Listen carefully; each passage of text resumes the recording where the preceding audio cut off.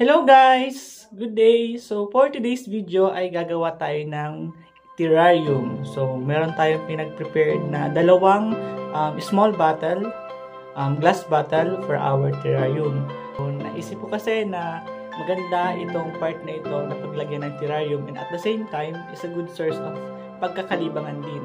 Guys, kung hindi ka pa po guys subscribe sa aking channel, please like and subscribe my channel. So, yun guys, start na tayo.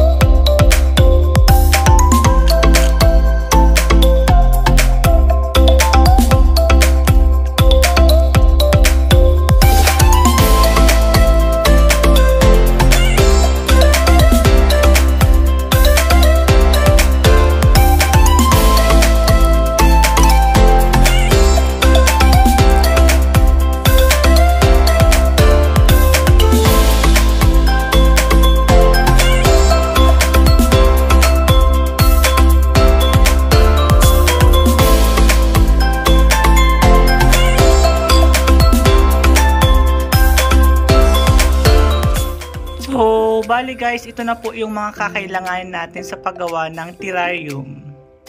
Ayan guys. So kuha tayo guys ng malinis na jar.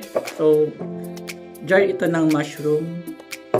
And kuha tayo ng first ito bato.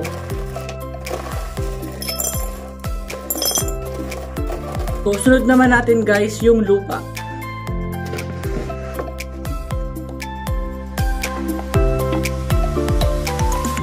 Then after that guys, ay sunod naman natin guys yung ating soil na maraming mga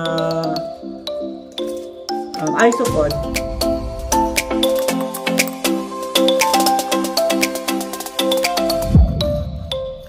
Bali pala guys, yung isopod po, siya yung magsisilbing organism sa loob nito para maging malinis yung ating terrarium.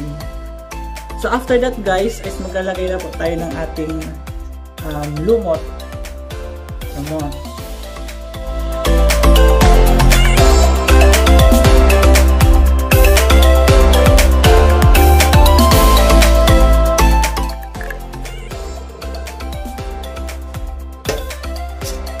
And maglalagay tayo guys ng konting stone.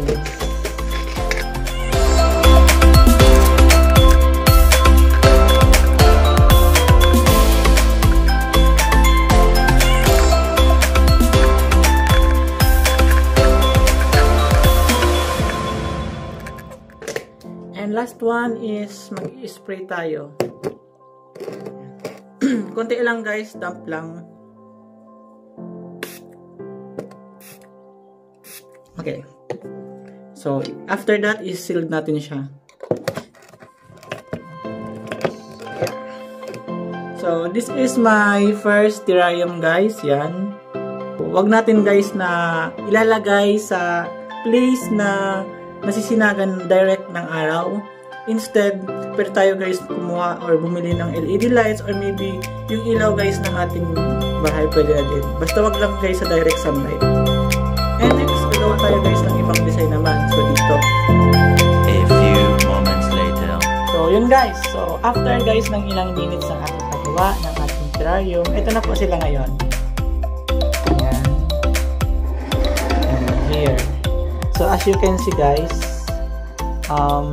hindi pa ako magaling gumawa ng terrarium pero still happy kasi meron akong bagong aalagaan na plants dito sa Denmark. Then, yung water guys na nilagay ko, parang mag-circulate lang din siya sa loob. Then, the purpose of naglagay ako guys ng mga isopods or this will serve as guys na parang sila yung maglilinis sa loob. Yan. Pwede din tayo guys gamit ng springtail or anything na magkaroon ng contribution sa loob ng ating military. So that's it guys. Thank you very much and please like and subscribe my channel. So salamat. Bye bye.